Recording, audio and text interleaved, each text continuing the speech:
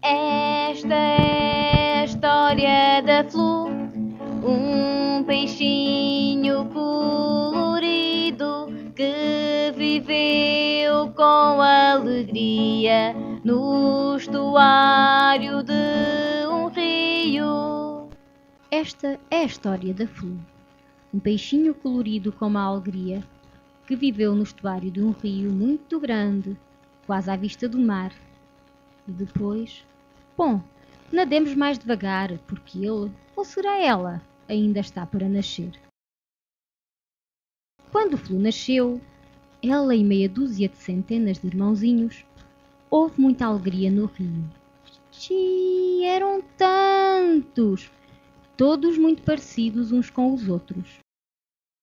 Como sempre faziam, os pais convidaram o grupo de amigos para apadrinhar aquela filharada. Vieram dezenas de barbos, bogas, bordalos, pardelhas, pimpões, tainhas e muitos outros peixes de outras espécies para a grande festa dos múltiplos batizados. Todos os dias, a grande família passeava para exercitar guelras e dar músculo às barbatanas. Durante os passeios, o cardume nadava sempre muito juntinho, numa marcha de folha solta na corrente. Flu era sempre a mais curiosa e audaz. Querendo perceber todas as coisas que a rodeavam, perdia-se em reparos demorados, olhava os pormenores a inventar-lhe 1000 significados.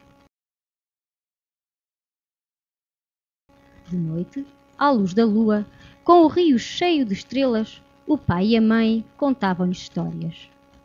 Numa dessas noites, quando os pais procuravam nas velhas memórias uma história que ainda não tivesse sido contada, coisa difícil, Flu interrompeu-lhes os pensamentos e pôs-lhes uma questão que há muito tempo boiava dentro dela.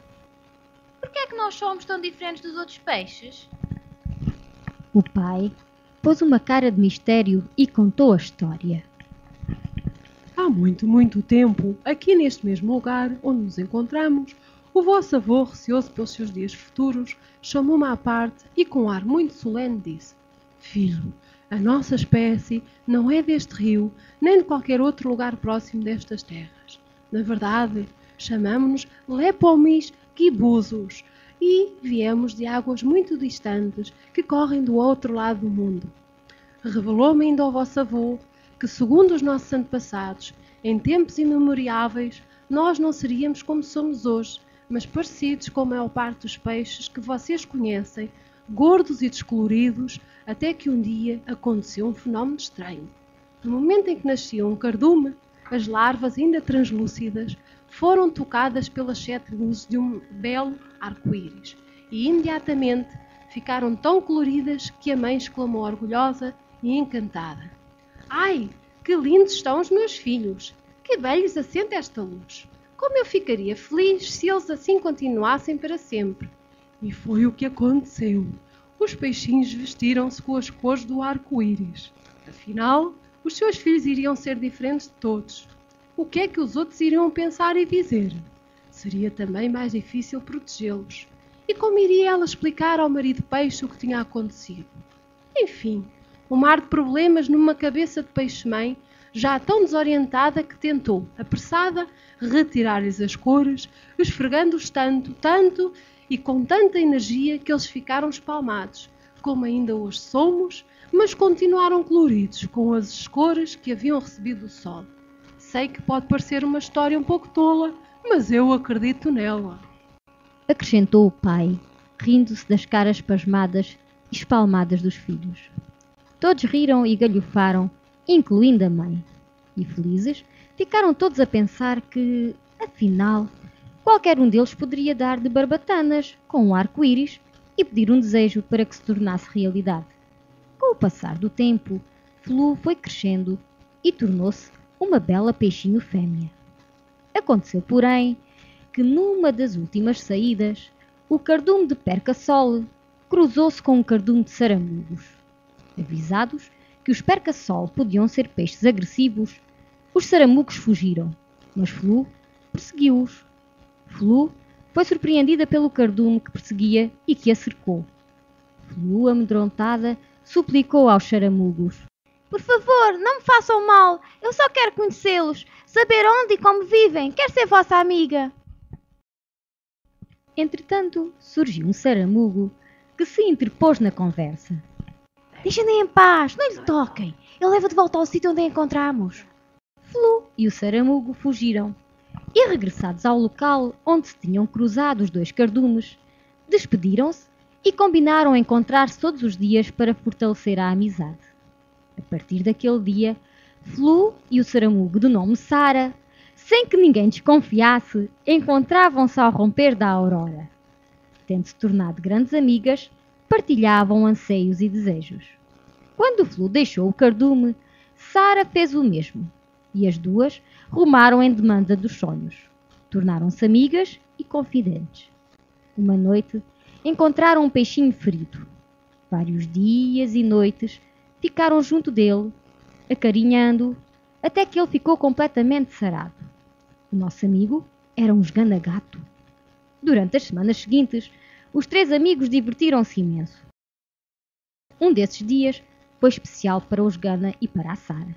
Juntos, descobriram um lírio amarelo dos rios, uma flor de raríssima beleza, com fragrâncias de cupido e que desponta nas primaveras.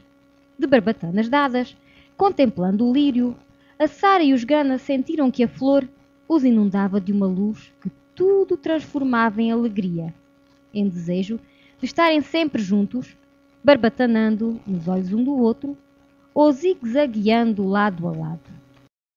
Certo dia, perseguidos por uma lontra, nadaram para as águas escuras das profundezas, esquivando-se aos golpes do animal, por entre pedras e troncos de árvores submersas, na procura de um refúgio onde pudessem ficar a salvo. No desespero da fuga, encontram uma pequena entrada para um abrigo, demasiado estreita para a lontra, e ali se refugiaram bem lá no fundo. Escondidos da lontra, os três amigos julgavam-se seguros até descobrirem que, afinal, tinham caído numa armadilha tão perigosa ou pior do que a fuga às garras da faminta lontra. Tinham entrado dentro de uma longa manga de plástico de rega dos campos que fora abandonada e, na fúria do inverno, voara para o rio. As horas cresciam e os três peixinhos, sem conseguirem sair da manga, iam ficando cada vez mais cegos no negro do plástico, apertados, asfixiando na água estagnada da manga. Foi então que sentiram alguma coisa dentro da manga. Era uma enguia que também vinha fugida à lontra. Quando a viram, assustaram-se, mas a enguia serenou-os. Ó peixinhos, alto lá com esses tremeliques, porque peixes como vocês não me servem de jantar. E não desesperem, que juntos encontraremos uma saída. Mais confiantes, seguiram a enguia que descobriu um pequeno orifício no plástico e o alargou com a sua ligeireza para os peixes saírem. Todos a salvo, despediram-se, reconhecidos da sua amiga enguia. Alguns dias depois, a grande viagem chegara ao fim. O curso do rio era represado por um grande açude, uma barreira de cimento impossível de vencer por qualquer peixe, por maior e mais forte que ele fosse. No final da tarde, o firmamento ganhou luzes de fogo. Raios rasgaram os horizontes. Rimbombaram então trovões. Subitamente, uma água pesada desprendeu-se das alturas e tombou no rio com violência. De lembrança, atrás de si, a trovoada semeara um perfeito arco-íris que tudo coloria, das copas das árvores às areias submersas do leito do rio. Mas, como todos os arco-íris, também este estaria de passagem. Flu compreendeu então que a história do avô era pura imaginação, mas compreendeu também que tinha sido aquela história que a conduzira até àquele momento, seduzindo-a para uma vida de aventuras. Feliz por ter sido tocada pela magia do arco-íris, escondida na antiga lenda do avô, Flu continuou a barbatanar com os amigos, usando inacreditáveis acrobacias entre coloridas risadas.